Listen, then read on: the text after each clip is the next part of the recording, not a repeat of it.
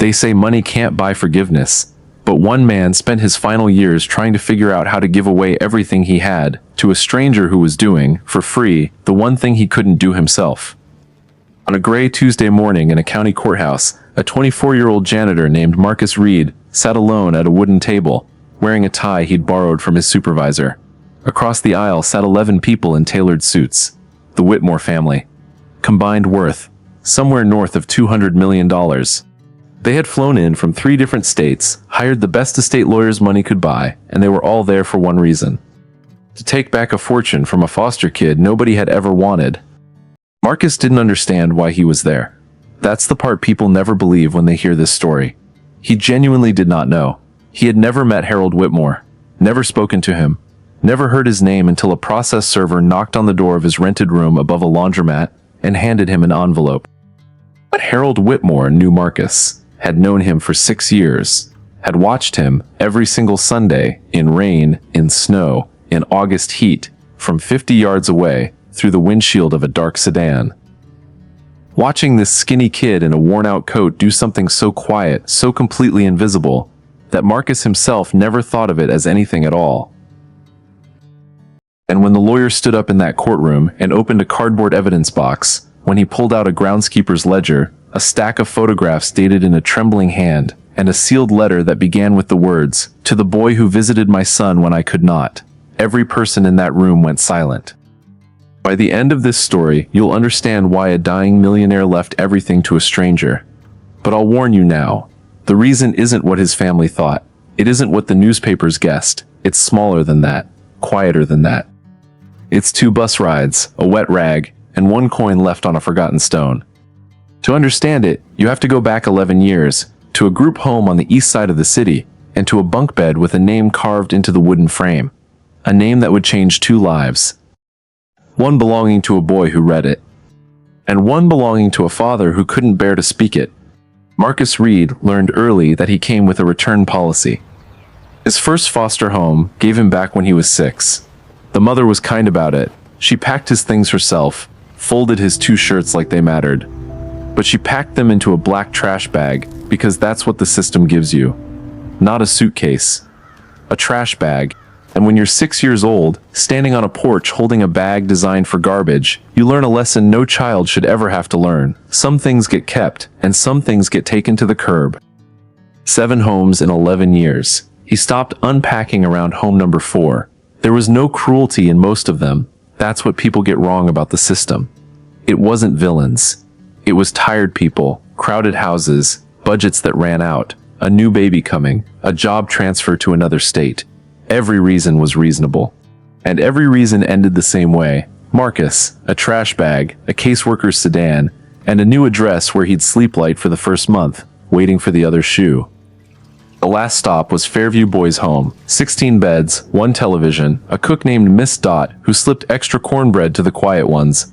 Marcus was 15 when he got there, and by then he'd perfected the art of taking up no space at all. He got the bottom bunk in the back room, the one nobody wanted because the radiator clanked all night. That's where he found the name. Carved into the wooden rail of the bunk, low, where you'd only see it lying down. Small letters, dug in deep, the way you carve something when you want proof you existed. Daniel W. I was Heir. Marcus must have read those 4 words 1,000 times. Nights when he couldn't sleep, he'd run his thumb along the grooves like Braille. He didn't know who Daniel was, didn't know his story, but he knew exactly what it felt like to be so certain the world would forget you that you'd carve a message into furniture just to argue with the future. He asked Miss Dot about it one night, drying dishes. Her hands went still in the sink. Daniel, she said, and the way she said it told Marcus the ending before she got there. Sweet boy. Angry, but sweet under it. Aged out at 18, same as they all do. She'd heard he was working somewhere out by the highway. And then, a few years later, she'd heard the other thing. 23 years old. Alone in a rented room.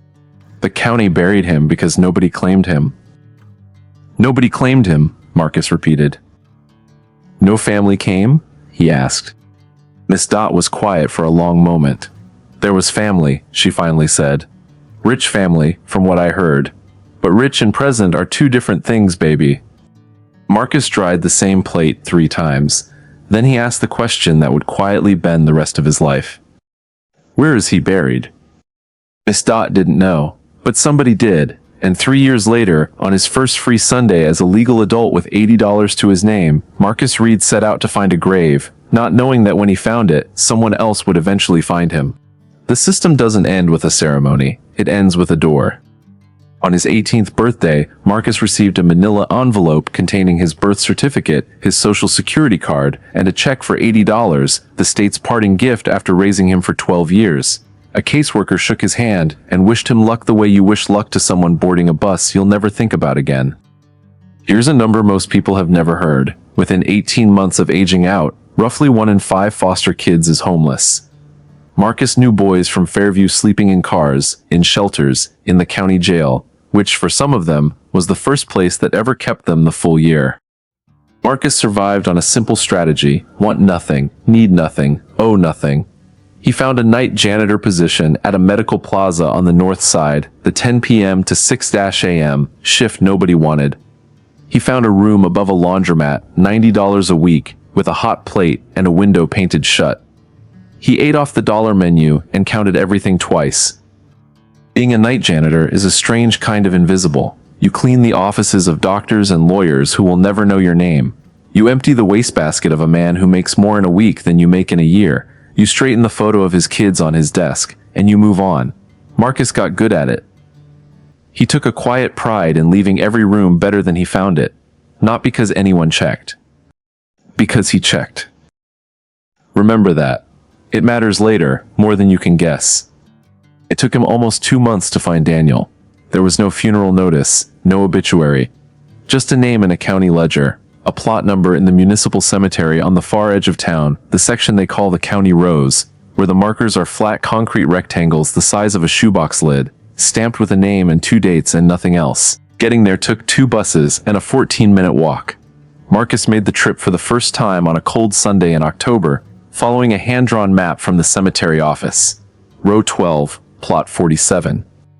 When he found it, he stood there for a long time. Daniel Whitmore, 23 years. The stone was half swallowed by grass. Mud had dried across the name, across the same name that boy had once carved into a bunk bed rail, so desperate to be remembered that he'd argued with the future in wood.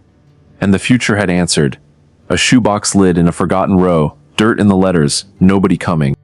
Marcus knelt down. He didn't plan what happened next. That's the part he could never explain. He just took the sleeve of his only good jacket, and he wiped the mud out of the name, slowly, letter by letter, the way you'd clean something that belonged to family. And kneeling there in the cold, this 18-year-old with 80 per week rent, and no one on earth made a promise to a stranger he'd never met. He didn't say it out loud. Promises like this one don't need volume. You were here. Somebody knows you were here. Before he left, he reached into his pocket and set a single coin on the stone, an old habit he'd picked up from an Army vet groundskeeper at Fairview, who told him a coin on a grave means someone came, someone remembered. It was a quarter. It was, that week, not a small amount of money to Marcus Reed. He caught the 2 buses home and told no one. The next Sunday, he came back, and the Sunday after that, and the Sunday after that, for 6 years. He thought no one saw. He was wrong. Let me tell you what 6 years of Sundays actually looks like. Because from a distance it sounds simple, a boy visits a grave. Up close, it's something else. It looks like a 19-year-old finishing a 10-hour night shift at 6 a.m. on Sunday morning, sleeping 3 hours, and getting up anyway because the first bus leaves at 10:40, and if he misses it, the connection doesn't work, and the round trip eats the whole day. It looks like $4.50 in bus fare every week from a man who washes his own socks in a sink to save quarters, and who still, every single Sunday, leaves one of those quarters behind on a stone. It looks like a January morning at 9 degrees, wind coming sideways, Marcus scraping ice off a flat marker with a plastic spatula from the dollar store, because his fingers stopped working through the gloves. It looks like an August afternoon pulling crabgrass by the roots, until his hands were green. He brought a rag and a water bottle. Later, a small stiff brush. He learned which weeds come back and which ones surrender. He learned the groundskeeper's schedule. He learned that in the county rows, he was almost always the only living soul. Almost. He never asked himself why he kept coming. That's the truth, and I know it's not satisfying, We want people to have speeches inside them, reasons they could put on a plaque. Marcus had none.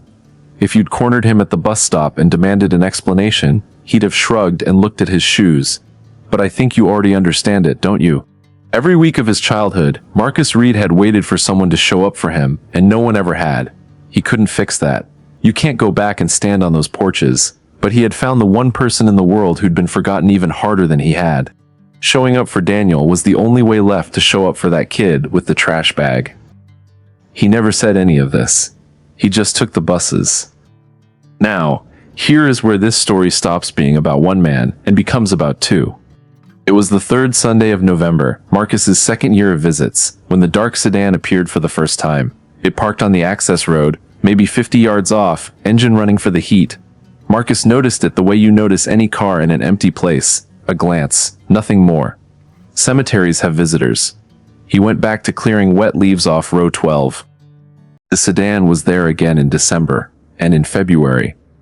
Never closer, never farther. Always the same spot, always angled the same way, and if Marcus had ever walked toward it, which he never did, he'd have seen that from that exact position, through a gap in the old oaks, there was one clean line of sight in the entire cemetery. Straight to plot 47. Inside that car sat a 79-year-old man with a cashmere coat, a chauffeur he'd sent to wait by the gate, and hands that had started to tremble, though not from the cold. On the seat beside him lay a camera he told himself he wouldn't use, and a guilt so old and so heavy it had rewritten the architecture of his face. His name was Harold Whitmore. He had built shopping centers in 4 states. He could pick up the phone and reach senators. And every Sunday, he drove 40 minutes to sit in a parked car and watch a stranger in a worn-out coat kneel at his son's grave, because in 6 years, Harold Whitmore never once found the courage to walk those 50 yards himself. To understand why, you have to hear about the last conversation a father and son ever had. And I have to warn you, it's the hardest part of this story. Harold Whitmore was a self-made man, and like a lot of self-made men, he worshipped the tools that built him. Discipline, leverage, and never letting anyone see you bend. He raised his son the way he ran his company. Performance reviews at the dinner table, affection paid out like dividends, strictly tied to results. His wife, Eleanor, used to stand between them like a human bridge, softening his edges, translating the boy to the man and the man to the boy. Then Eleanor died when Daniel was 14, and the bridge went down with her. What was left were 2 people grieving in opposite languages. Harold grieved by working. Daniel grieved by burning, bad grades, worse friends, 3 schools in 2 years. Every fire the boy set was a message, look at me. And Harold, fluent only in discipline, answered every message the same way. Tighter rules, colder silences, one more consultant, one more program. The night it broke, Daniel was 17. There was money missing from Harold's study, and to this day, no one knows the truth of it, because Harold never asked a single question. He'd already decided. He stood in the doorway of his dead wife's house and told his only child the sentence he would spend the rest of his life trying to unsay. You are not my problem anymore. Daniel left with 1 duffel bag. The state picked him up 8 months later, and the system, the same system that raised Marcus, carried him to Fairview Boys' Home, to a backroom bunk by a clanking radiator, where one night a heartbroken rich kid dug 4 words into a wooden rail so the future would know he existed. You see it now, don't you? You see how the pieces were always the same pieces. Harold told himself the boy would come back when he'd learned. Pride is patient like that. It can wait years, and it did. It waited right up until the morning a lawyer called about a county record, and Harold Whitmore learned that his son had been dead for 5 months. Buried in row 12, plot 47, by strangers, under a marker the size of a shoebox lid, because when the county searched for next of kin, Daniel had listed none. His son's last message to the world: I have no father. Now I want to pause here, because this matters, and if you take one thing from this entire story, let it be this. Harold Whitmore had $200 million, and every Sunday he was 50 yards from his son, and could not cross the grass. Marcus Reed had a hot plate and a painted shut window, and he crossed the whole city, twice, every week, for a boy he'd never met. Everything the world counts turned out to be worthless at that graveside, and everything the world overlooks turned out to be the only currency that's spent. The first time Harold ever drove out there, 3 months after learning the truth, he intended to get out of the car. He'd even brought flowers. But when the sedan rolled up the access road, he saw something that made his heart stop. Someone was already there, kneeling at Daniel's stone, scrubbing it clean with a rag, patient as a monk. Harold sat frozen, flowers in his lap, and watched a stranger care for his son. And when the young man finally stood, set something small on the marker, and walked away toward the bus stop, Harold waited until he was gone, crept out of the car like a thief, and knelt where the boy had knelt. The stone was spotless. The letters were clean, and sitting in the center of it, catching the last of the light, was a single quarter. Harold Whitmore, who had not cried at his own wife's funeral, sat down in the grass of the county rows and wept. Who was this boy? Why would a total stranger do this? He decided he had to know, and what he found out broke him all over again. Rich men don't wonder for long. Within a week, a private investigator named Carl Benning had a folder on Harold's desk. Harold expected, hoped for, honestly, something simple. A friend of Daniel's. A former classmate. Even a girlfriend's brother. Something that would explain the boy with the rag in terms the world made sense in. Instead, the folder said this: Marcus Reed, 20 years old, ward of the state from age 6, 7 placements, aged out of Fairview Boys Home, employed, Meridian Building Services, night custodian, residence, single room, Delancey Street, no family of record, no criminal record, no connection to the deceased. Harold read that last line 4 times, no connection to the deceased. He called Benning personally. Check again. Nobody does this for nobody. Benning checked again, deeper this time, school records, Fairview staff, the works. The answer came back the same, except for one detail that Miss Dot, the Fairview cook, offered when the investigator came around asking gentle questions. The boy had slept in the same bunk, years apart, never met. She remembered Marcus asking about the name carved in the rail, and she remembered his face when she told him how the story ended. Same bunk, Harold repeated into the phone. Then he sat alone in his study, the same study the money had gone missing from, all those years ago, and did the math no father should ever have to do. A stranger had inherited his son's bed, read 4 carved words, and answered them. He himself had inherited his son's whole life, and answered nothing. That was the moment Harold's Sundays began. He told himself, that first winter, that he was only going to observe. Make sure the kid wasn't unstable, wasn't working an angle. The rich are trained to smell angles. It's the last instinct to die. But you can't watch a person be secretly good, week after week, season after season, and keep your cynicism intact. Harold watched Marcus scrape ice with a dollar store spatula. He watched him pull weeds in August heat with no one, watching, as far as the boy knew. He watched him come on the Sunday after a blizzard, when the buses barely ran, when even the groundskeeper stayed home. And Harold began, quietly, to keep records. It started with the camera he'd sworn not to use. One photograph, from the driver's seat, of a young man kneeling in the snow. Then, on the back, in a hand that trembled more each year, the date. Then another. Then dozens. He befriended the old groundskeeper, a patient man named Silas, and learned that Silas kept a ledger of his own, a habit from his army days, noting visitors to the far rows, because so few ever came. In Silas's ledger, one entry repeated like a heartbeat, Sunday after Sunday, 6 years deep. Young man, row 12, cleaned the Whitmore stone, left a coin. Why didn't Harold just get out of the car? You've been asking it this whole time. He asked it too, every Sunday, hand on the door handle. But think about what those 50 yards were made of. To cross them, he'd have to stand at the grave his pride dug and introduce himself to the boy who was living proof of everything he'd failed to be. Hello, I'm Daniel's father. Yes, that Daniel. No, I never came. You did my grieving for me. What do I owe you? There is no version of that sentence a proud man can survive. So he did what proud men do. He stayed in the car, and he found another way. In the spring of the 5th year, Harold Whitmore called his estate attorney and said 7 words that would one day detonate in a courtroom. Tear it up. We're starting over. But before the new will was signed, before any of it, there was one Sunday. One bus stop. One conversation between 2 strangers who were not strangers at all. Marcus would not learn who the old man was until the courtroom, but you're going to hear it now. It was raining that Sunday, the fine, patient kind of rain that soaks you slowly, like it has all day. Marcus had finished at the grave and was standing under the leaning shelter of the bus stop on the access road, coat collar up, when a dark sedan eased to the curb in front of him. The rear window came down. An old man's face appeared in the gap, thin, carefully shaved, with eyes that seemed to be bracing for something. "Bus won't come for 20 minutes in this weather," the old man said. "I've got heat and a driver. Let me take you to your transfer."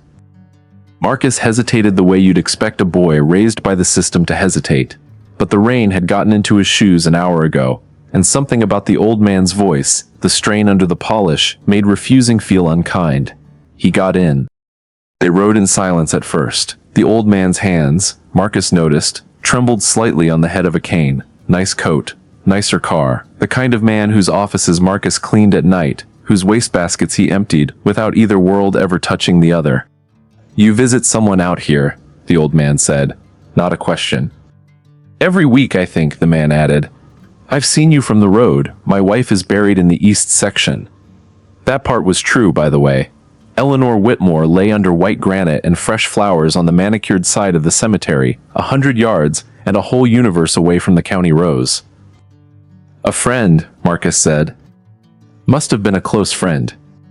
Marcus watched the rain on the glass for a moment, and then, maybe because it was warm in the car, maybe because strangers are the only safe place some things can go, he told him. Not everything, just the shape of it. A boy who'd slept in a bunk before him, a name carved in the rail, a grave nobody claimed. "You never met him?" the old man asked. His voice had gone very quiet. "No, sir." "Then why?" And here the old man turned to face him, and there was something almost desperate in it. "Why would you give up your Sundays for someone who can't ever know, who can't ever thank you? What do you get?"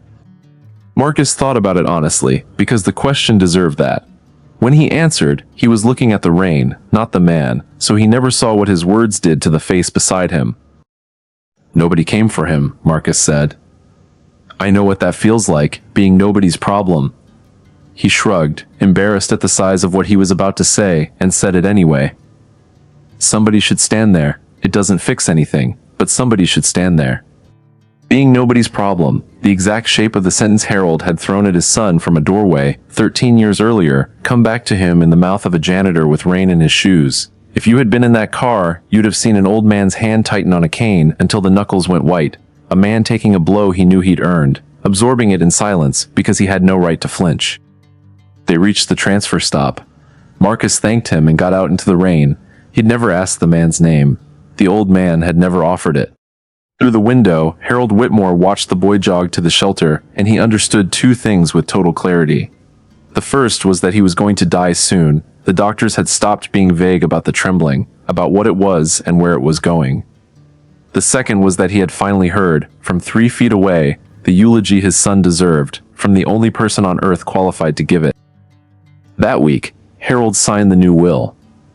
He wrote a letter in his own failing hand, sealed it, and gave his attorney instructions that were in their entirety. When they fight it, and they will fight it, open the box. 14 months later, Harold Whitmore was dead. And 11 people in tailored suits smelled money. Harold Whitmore's funeral was a production. 400 mourners, 2 senators, a eulogy delivered by a nephew named Preston, who had visited his uncle exactly twice in the final 5 years, both times with paperwork in his briefcase. The Whitmore relatives were not villains, exactly. They were something more common. People who had spent decades treating an old man's fortune as weather, a season that would arrive on schedule. Nephews, nieces, cousins, a half-brother in Scottsdale. They'd already spent that money in their heads. Boats had been priced. Houses had been toured. 2 weeks later, in a paneled conference room, Harold's attorney, a precise, unhurried man named Gerald Fisk, read the will aloud. It took him under 4 minutes. There were modest, specific gifts. To his chauffeur of 20 years, to a scholarship fund at Fairview Boys' Home, to Silas the groundskeeper, for his faithful ledger, a phrase nobody in the room understood, though you do. And then Fisk read the sentence that stopped the room's oxygen. "The remainder of my estate, in its entirety, I give to Marcus Reed, of Delancey Street, for reasons he does not know, and which are recorded in my own hand, to be produced if and when this bequest is challenged." Silence. Then everyone spoke at once. Who is Marcus Reed? Nobody knew. Preston's people found him within a day, and what they found made the family relax into something ugly: a janitor. A foster kid. 24 years old, no family, no assets, no education past a GED. Perfect. A nobody like that doesn't inherit $200 million from a man he's never met. A nobody like that gets used, or does the using. Undue influence. Elder manipulation.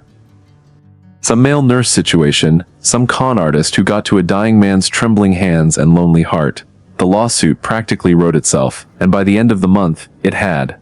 The family filed to void the will, and the papers found the story irresistible. Mystery janitor set to inherit Whitmore fortune.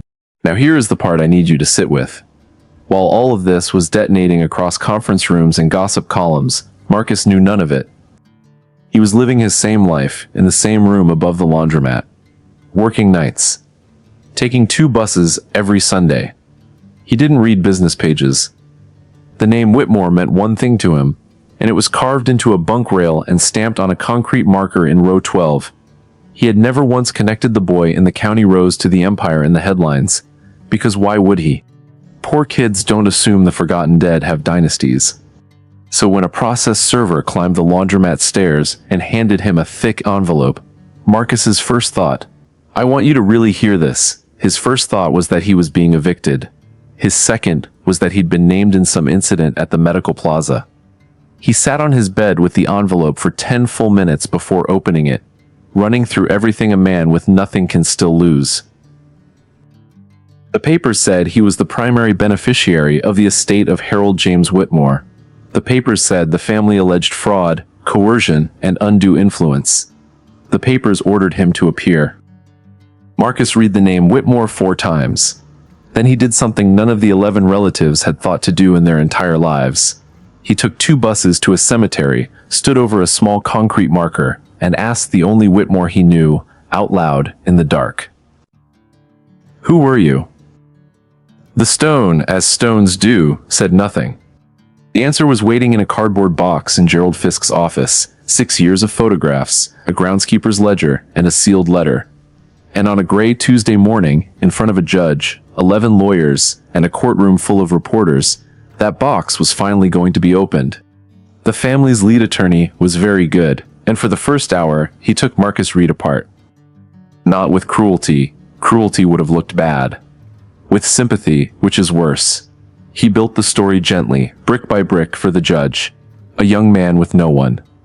Grew up unwanted, our hearts go out to him. Works nights, lives in one room, barely scrapes by. Your Honor, we don't claim Mr. Reed is a monster. We claim he is exactly what a predator looks for, and what a lonely, dying, cognitively declining man might mistake for a son. He let that word hang. Son. A $200 million estate does not go to a total stranger, Your Honor. Strangers do not inherit fortunes. There is always a relationship. We simply ask, what was it? At the table across the aisle, Marcus sat in his borrowed tie and understood almost none of the machinery around him, but he understood he was being called a thief in a room full of people who believed it. It was, he thought, the old porch feeling. Standing with a trash bag while reasonable people explained why he couldn't stay. Then Gerald Fisk stood up. He was 70 himself, unhurried, and he'd been waiting 14 months to follow his client's last instruction. Your Honor, counsel asks what the relationship was. My late client anticipated the question. He lifted a cardboard box onto the table. With the court's permission, Harold answers it himself. The first thing out of the box was a leather ledger.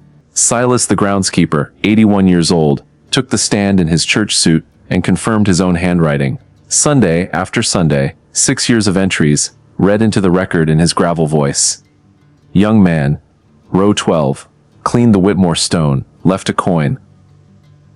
The judge asked how many such entries there were. Silas said he'd counted the night before. 311. The second thing out of the box was the photographs. Dozens, dated on the back in Harold's deteriorating hand. You could watch the tremor worsen across 6 years of ink. A young man kneeling in snow. In summer glare. under an umbrella, scrubbing a flat stone. The angle never changed, because the parked car never changed. Fisk laid them before the judge like a calendar of devotion, then said quietly, "Note, Your Honor, what these photographs prove, not only that Mr. Reed came every Sunday, but that my client watched him come and was never once seen. There was no relationship. That is precisely the point. One of these men did not know the other existed." The courtroom had gone very still. At his table, Marcus was staring at the photographs of himself, 6 years of his most private hours, witnessed after all, and something was rising in his chest that he couldn't name yet. Then came the investigator's report, established beyond argument. Marcus Reed had never met, called, written, or been in the same room as Harold Whitmore. No undue influence, because no contact. The family's attorney was on his feet. "Then it makes no sense. Your Honor, no rational man leaves everything to counsel," Fisk said, and for the first time his voice carried an edge. My client anticipated that as well. He drew from the box a single cream envelope, sealed with tape gone amber at the edges, and handed it up to the bench. "Harold asked that this be read aloud. It is dated 14 months before his death. It is entirely in his hand." The judge slit the envelope, unfolded 3 pages, and in a courtroom where 11 heirs, a wall of lawyers, and 1 janitor in a borrowed tie had all stopped breathing, he began to read the first line. "To the boy who visited my son when I could not." Marcus Reed heard those words, and somewhere behind his ribs, a car window rolled down in the rain, and an old man's trembling hands closed around a cane. The old man, the ride, the question, why? He knew. 1 heartbeat before the whole world found out, Marcus knew. If you've made it this far with me, I want to invite you to subscribe to our channel and join us every day, because if a stranger kneeling at a forgotten grave can reach through a courtroom and put a lump in your throat, then you already know why these stories matter. Now, the letter. Because the judge was still reading, and no one in that room will ever forget what came next. "To the boy who visited my son when I could not. My name is Harold Whitmore. I am Daniel's father. I threw my son away with 1 sentence, and I did not find him again until he was a name in a county ledger. You found him instead. For 6 years I watched you do, for free and in secret, what I could not do with all my money and all my courage, stand at that stone and tell my boy he was not forgotten. You never knew you were seen. That is exactly why you deserve everything, and it is why no court should doubt this will. Goodness performed for an audience can be an act. Goodness performed for no one is a man's true face. I have seen your face 300 Sundays, and once. You will remember a rainy day, and a ride to your transfer. I heard your voice. You told me somebody should stand there. Son, and forgive a dying man for using that word, somebody did. Every coin you left my boy, I am returning. All of them at once." The judge lowered the pages. It is recorded that the courtroom was silent for 11 seconds. It is not recorded that Preston Whitmore quietly looked at his own hands, or that the family's lead attorney closed his folder without being asked, but the people who were there say both things happened.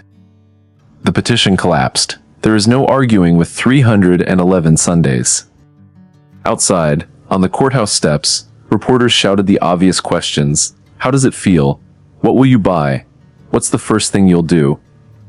Marcus stopped at the last one. "It's Tuesday," he said, thinking it over.